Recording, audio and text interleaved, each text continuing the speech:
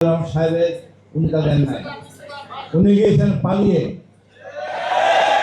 এই ভাগুড়া রাজনীতিবিদকে নিয়ে আমরা কত কিছু করেছি এত বছর, সত্য উত্তরণ করি নাই।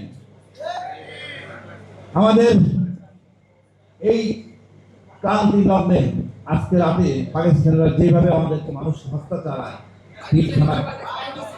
থানা বিডিআর, আমাদের সে রাজারবাগ, কেউ কথা বলে নাই, সব পালাই গেছে ভারতে।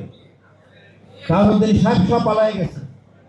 বঙ্গবন্ধু একটা ভাষণ রেকর্ড করতে পারেন নাই, সেই ঘোষণা দিতেন শহীদ দিয়া। এটা যেমন তেমন ঘোষণা না, আপনারা অন্য থেকে মনে করবেন না।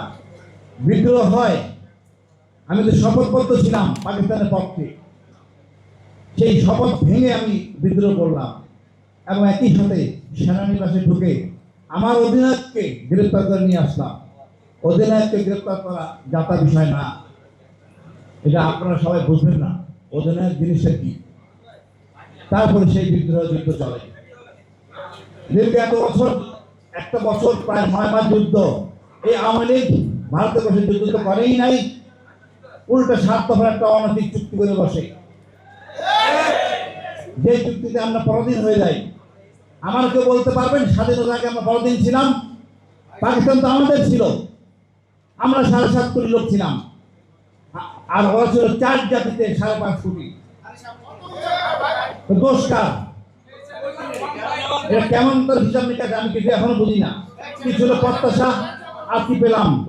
স্বাধীনতা আগে ভালো ছিলাম না পরে ভালো ছিলাম? আমি 2 বার গুম হয়েছি, এটা কি পাকিস্তান আমলে হলে হইতাম? আমি কখনো হইতাম না। আমার দেশে কি সেঞ্চুরি করা হয়েছে রেপে? পাকিস্তান এটা করছে, এখন পাকিস্তানের কথা বলে আমাকে আর নতুন ট্যাগ দেওয়া হবে। সোজা বাজার সোজা কথা বুঝি না আমরা, ভারত প্রেমে আমরা আসক্ত। স্বাধীনতার পর দেখেন স্বজনপ্রীতির নিয়ম, এই আমাদের শহীদ জিয়া যেই সাহস নিয়ে উনি যুদ্ধে গেছেন, মা খালেদা জিয়ার সাথে কথাও বলেন, দেখাও করেন নাই, বলেন নাই তুমি কি করবা। এটাই হলো যুদ্ধ। কিন্তু স্বাধীনতার পর তাকে বানানো হয় নাই সেনাপ্রধান, করেছেন স্বজনপ্রীতি। জহির রাম মারা গেছে, সেটা শিক্ষাকে গুম করছে, হত্যা করছেন। এটাই ছিল আওয়ামী লীগ। আর বিশেষ করতে ঠিক আছে আমাদের এই 17 বছরের শাসন কি হয় না এখানে। আমরা বাঙালি হয়ে বাঙালিকে মারছেন, পাকিস্তানি মারলে 2টা কথা লাগে, অন্য জাতি।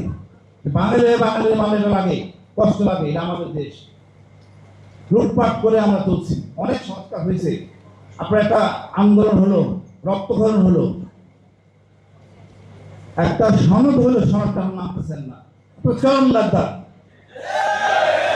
আপনি যদি না মানেন, আমি একটা জিনিস পরিষ্কার বলি, হাসিনার যে শক্তিশালী ক্ষমতাধারী নেতৃত্ব ছিল কেনা যায় না, পুলিশ বিডিআর আর্মি কি ছিল না, কিন্তু আপনাদের সেটা নাই। একটুখানি লাগাতার দিলে আপনারা বলে যাবেন। আর যদি একবার করেন, ওই সংবিধান পরিবর্তন ফেলে দিব, নতুন করে সংবিধান লিখে আপনাদের বিচার প্রকাশ্য করবো, এই গাদ্দারদের বিচার। একটা যুদ্ধ হওয়ার পরে কালকে দেখলাম কালাম আলী বিচারপতি, উনি জামিনে মুক্তি পাচ্ছেন। আমি বলে দিই বিএনপি ভাইদের লজ্জা লাগে না? শহীদ জিয়াকে যে লোকটা বলে ভারতীয় পাকিস্তানি গুপ্তচর, সে কিভাবে মুক্তি পায়? এবং আমার শহীদ জিয়ার বীরত্তম খেতাবটা ফিরে নিয়ে আসে, আপনি কিছু করেন নাই। খালেদাকে ক্যান্টনমেন্টে বের করে দিচ্ছে, এখনো কোনো পরিষ্কার অভিযানের নাই। এদেরকে সাইজ করে, তাহলে আপনারা নিজেরাই সাইজ হয়ে যাবেন।